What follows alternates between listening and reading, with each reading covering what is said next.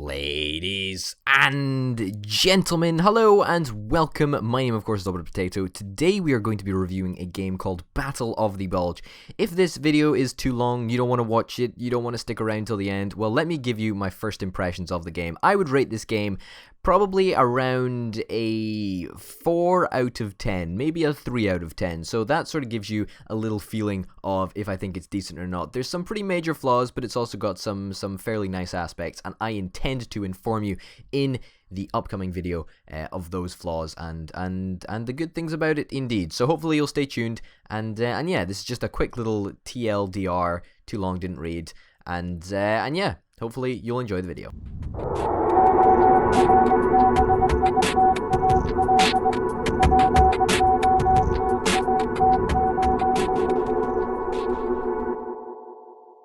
This is Battle of the Bulge, and my name, once again, is Over the Potato. Hopefully you've heard the little TLDR. If this video is too long, if you don't want to watch it, then that is my recommendation. My recommendation is not to get it, and I'll be doing that at the start of every single review video from here on in. Anyway, a quick look at the settings menu. Now, I don't often look at the settings menu, but as you can see, it's fairly sparse, with just 4 audio options, a master slider, no visual options whatsoever, so very scarce when it actually comes to those. Now I'm just having a little click around the options menus, and as you can see, there is a lot of historic information in this game. That is something this game is very good at. It does history very well, and there is briefings for days, and a lot of information about different people, and people that made this specific battle, what it is. And yeah, it's very interesting to see all of this stuff, and I'd thoroughly recommend you have a wee read through if you do end up picking this game. Anyway, we need to get down to the gameplay. We need to see what this is all about. Now, straight away, you can choose your side. You can play as the Allied or the Axis. You got a couple of different scenarios there. We're going to be playing Race for the Meuse? I don't know. It's a French river. Whatever, and yeah, there was also a couple of different difficulty settings there as well, in the form of different opposing commanders. Anyway, this is the daily briefing that you get at the start of each day, and the specific scenario that I chose runs over the course of 3 days. So, I think this is a nice little feature. I like this. This sort of shows you your objectives, the surprise attack mechanic, the whole supply thing, which I don't really understand, and I'll tell you why I don't really understand it, but we'll get to that later, and all about Axis artillery and supported and in that sort of way of things. Whatever. We'll see as we go through what I'm talking about. I hope we will anyway. That's what I endeavor to teach you. As you can see, this is the map. It's pretty simple. You can zoom in and out, pan left and right, pan up and down, and yeah, it's very simple. I'm going to talk quickly about the combat now before we talk about anything else, purely because this is the best example that I have in this game. So as you can see, there's a little likely hits taken, and that's going to show you, what percentage chance there is of you hitting the enemy. There's a bunch of icons down the side, and these represent specific scenarios that are represented underneath the Allies and the Axis sides. Now these can be, modifiers for you. For example, there's a town, or in this case, there's a tree, and a tree blocks some gunfire, and that can prevent a little bit of damage. Or it could be some negative modifiers like artillery strike or isolation, and these are debuffs to those units. My main issue with this game is the fact that there is so little information in any information when it comes to relating to combat, which is really annoying, and it is my main reason for not recommending that you pick this game up right now.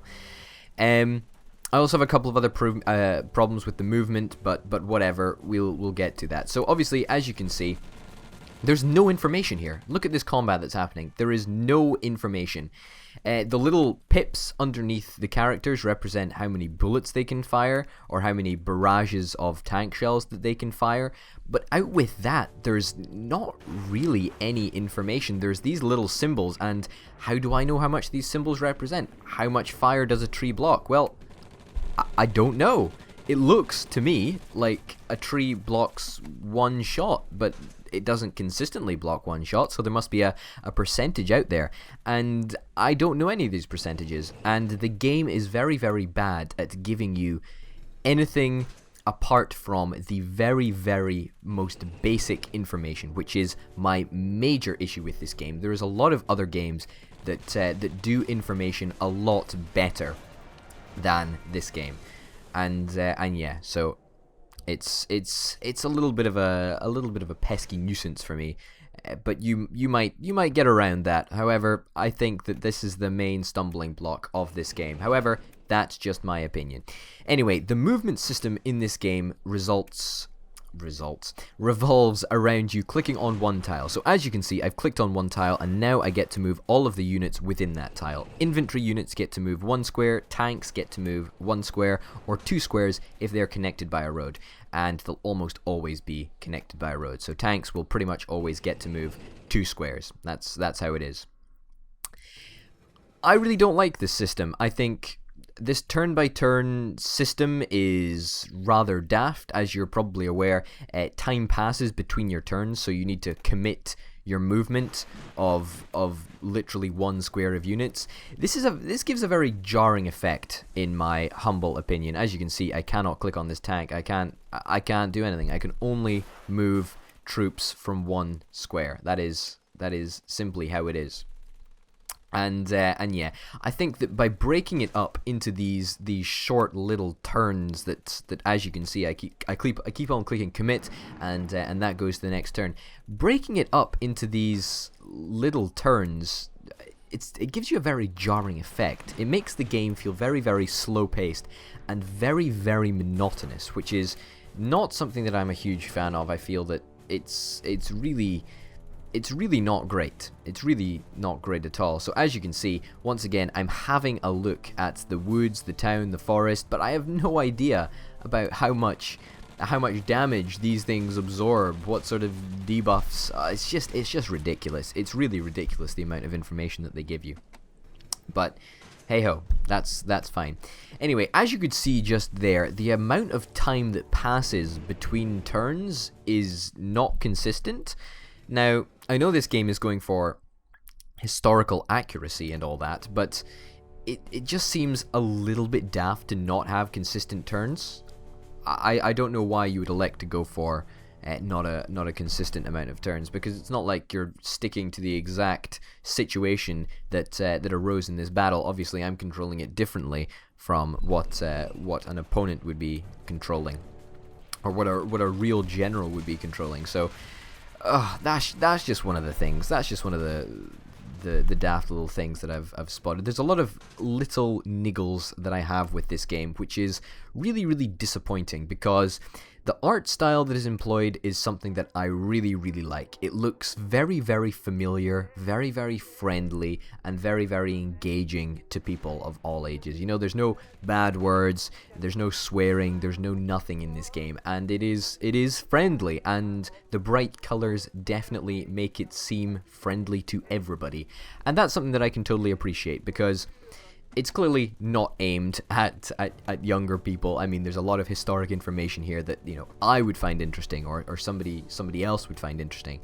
I don't think it's been specifically targeted at younger audiences, although they could probably pick it up and have a grand old time with it. No. But, you know, I like the art style. I've got nothing wrong with this. It looks very much like a board game, and something that you would enjoy, moving little pieces around. It is important to note, by the way, that this game is a re-release of a 2013 game. I have no idea why they decided to re-release it, but indeed they did decide to do so. And I don't understand why. Anyway, moving on to the user interface. So, as you can see, the user interface is clunky at best. It feels unresponsive when I click on different units, and they just expect you to know how to manage the units. I mean, how are you supposed to know that right click is to move back? And it's just a little bit imperfect, and I mean that in probably not in the way that I just said it, because it is far from perfect, and being imperfect is presuming that it's close to perfect. No, it is not perfect. It is not perfect, and it is far from it, and I dislike it. Anyway, as you can see, in the right-hand corner, there is a square with 2 of my troops, 2 of the Axis troops, the blue troops, and 1 grayed-out green troop. Now, I don't understand how this mechanic works, but apparently there is a mechanic in place that deals with isolation. So if your troops, or indeed the allied troops, are cut off from the rest of the world, then they're going to get a debuff. But that does not seem to be working in the way that I expected it to. But whatever. As you can see, I just won a battle with a tank, and if tanks win a battle, then they can actually push through to another square. But as you can see, I moved up to the north there. But they can't push across squares that are not joined by a road. So they can only move through squares with a road. So again, that's a little bit inconsistent. I don't know why this number is very, very, very difficult to find, as are many numbers in this game. I mean, some numbers are just downright impossible to find, and some are just very, very inconsistent with the way that they deliver those numbers to you. Whatever, that's fine. The tutorial, I played through the tutorial. It was a little bit confusing. It was fairly restrictive, but it did the job, and you know, it got me here. It got me through the other side, and I thought it was fair enough. It was all right. Didn't really matter to me. But yeah, once again, my main issue with this game is without a doubt the combat system and the lack of information that it gives you. It's just horrendous. For such a simple game, it would be easy to display a percentage chance of getting a certain number of hits, or you know, even sort of like a scale, like oh, you've got a 1 in 7 chance of hitting this dude. Like, but no, there's just nothing, and that is really what brings it down for me, and that is you know, most firmly the reason that I cannot recommend this game. As I said at the start, this game is probably between a 3 to a 4 on my universal rating scale. I think I've outlined the reasons why, you know, but there's just, you know, there's just one thing left to say, and that is this game is nothing special. It's not vastly different. It's not creating some crazy new mechanic that we've never seen before.